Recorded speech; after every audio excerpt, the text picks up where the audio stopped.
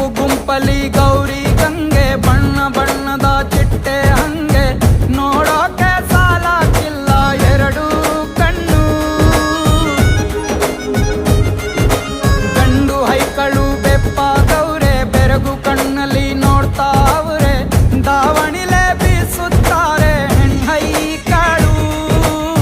ರೊಟ್ಟಿ ಊಟ ಉಣ್ಣಂಗಿಲ್ಲ ಹಬ್ಬದೂಟ ತಳ್ಳಂಗಿಲ್ಲ ನೆಂಟ ಜಗಳ ಆಡಂಗಿಲ್ಲ ನಮ್ಮ ಊರಲ್ಲಿ.